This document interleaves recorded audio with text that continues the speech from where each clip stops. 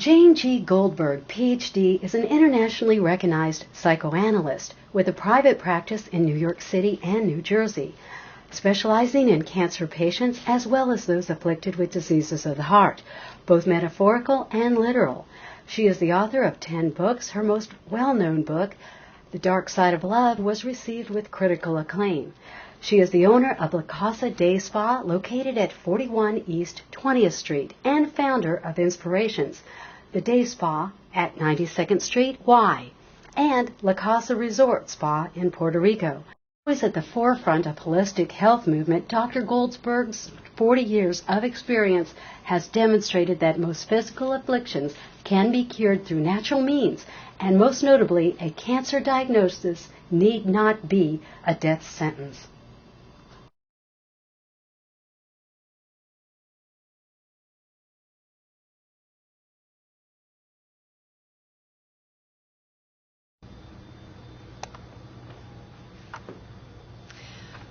We're here with Ted Rockwell, who has spent 60 years in nuclear technology, starting with the Manhattan Project, which was to build the atomic bomb, and you were stationed in Oak Ridge, Tennessee at the time. Right.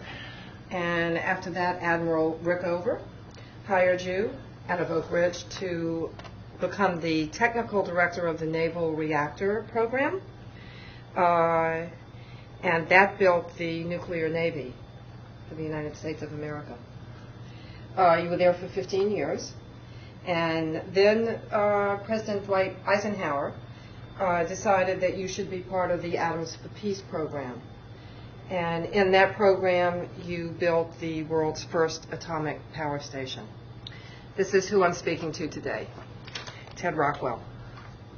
So, Ted, I wanted to talk to you because I've gotten interested in the concept of radiation hormesis, which is the application of low-level radiation. And contrary to how most people think about radiation, in fact, low-level radiation is not destructive. Seems to, over 3,000 medical studies have been conducted that seem to document the idea that exposure to low-level radiation makes you live longer and healthier. And in this country now, most people seem to be quite terrified of anything using the word radiation, nuclear, or atomic, especially after Nagasaki and Hiroshima. So you have different ideas about the meaning of radiation and nuclear and atomic, and I'd like to hear all about your experience and what you know about the phenomenon and what we can learn. Well, I find I've been talking to ordinary people about this for years, you know, whoever happens to be in the seat next to me at the airplane or whatever. And I find people don't have any difficulty understanding this. They understand it's like vaccination, it's like exercise, red wine, all kinds of things that are potential attacks on an organism, and an organism responds by souping up the defenses. So your mother was right when she says when you're going out, she doesn't say wipe off all the doorknobs because there are germs on there. There are some people who have that phobia, but the normal healthy reaction is to say it's not the extra germ that's going to get you, it's whether or not your immune system is in good shape. So what she'll tell you is put on your galoshes and take care of yourself, keep your immune system healthy, because that's what's going to determine whether you're in trouble or not. And I would just like to say parenthetically here, since I come out of the background of cancer, treatment of cancer patients and cancer research, and the ex-president of Sloan Kettering, that bulwark of traditional medicine, Sloan Kettering, Lewis Thomas, his theory of cancer was that we're wasting a lot of money trying to track down all of the various carcinogens in the environment, because the environment is replete with carcinogens. We've created them.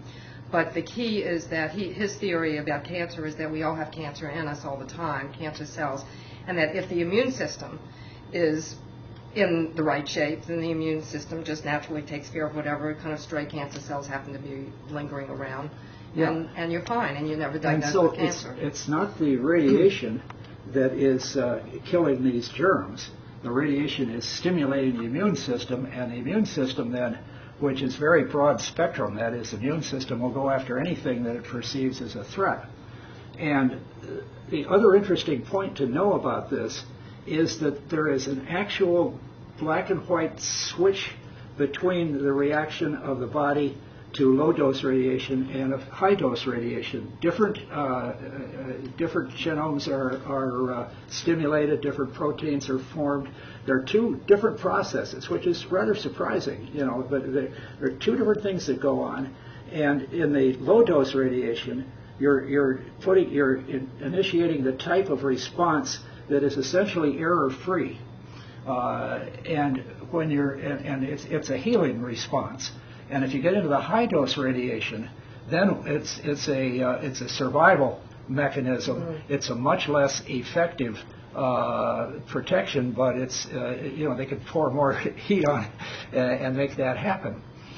And there's the reason that ordinary people can understand this and technical people have a problem with it is because you have to understand that scientists are not paid to solve problems.